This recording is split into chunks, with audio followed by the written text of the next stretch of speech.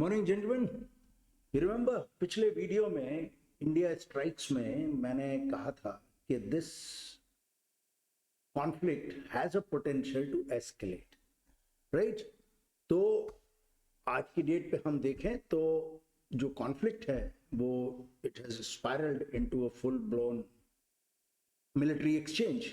और दोनों इंडिया और पाकिस्तान अपने अपने क्लेम्स कर रहे हैं, they have attacked, counter attacked using missiles, drones and so on, and they have attacked each other's military facilities.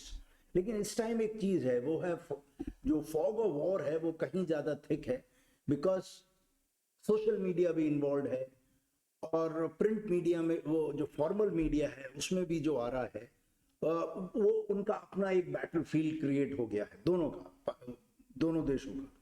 और they are flooded with claims, counter claims और अपने अपने स्पेकुलेशंस। तो you don't know what to believe. तो इसमें बेहतर है you इधर गो साइलेंट, और अगर ज्यादा क्यूरियोसिटी है तो भाई ढूंढने लगो, गूगल सबके पास है। So you wait for the fog of war to clear, and in such a situation you can't make any judgment, right? That's all. अब देखना है कि let's check how is the world seeing this conflict.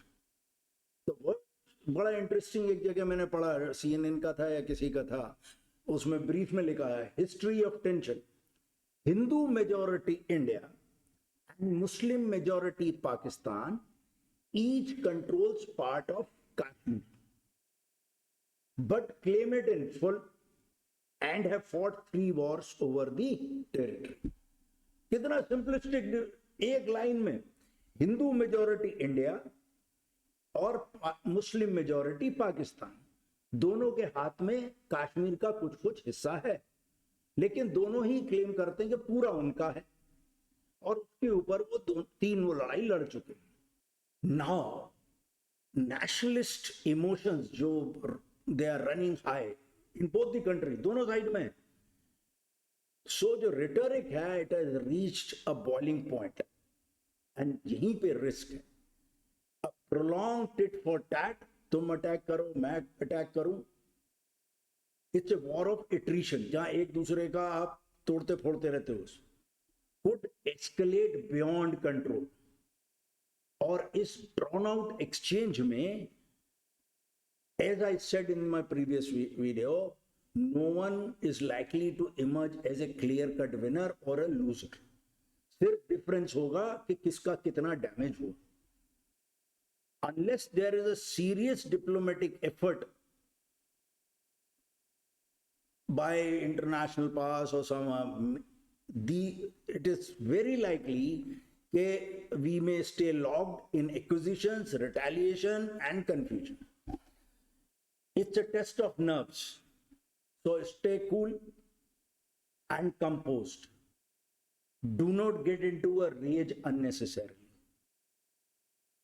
And trust the leadership. That's very important.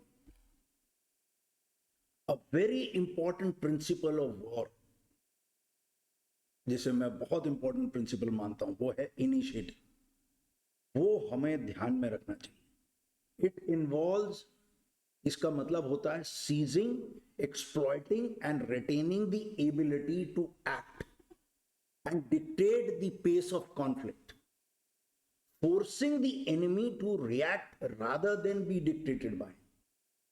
अर्थात initiative लेने का अर्थ मतलब ये है कि एक बार आपने वो इनिशिएटिव लिया जो हमने मिसाइल स्ट्राइक से लिया and made Pakistan to react, उसके बाद ये इनिशिएटिव रिटेन करना है, right?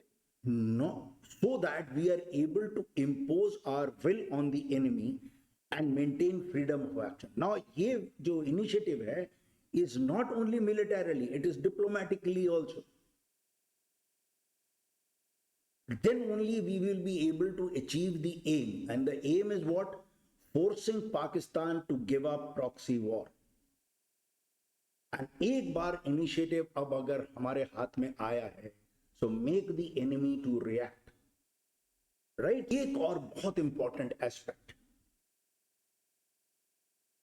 जो कि कुछ सवाल हमें अपने आप से पूछने पड़े, maybe after the conflict is over और maybe when the conflict is going on. ये सवाल मैं अगले वीडियो में आई पुट अक्रॉस कि वो कौन से सवाल हैं जो कि हमें अपने आप से पूछने पड़ेंगे। थैंक यू, जय हिंद।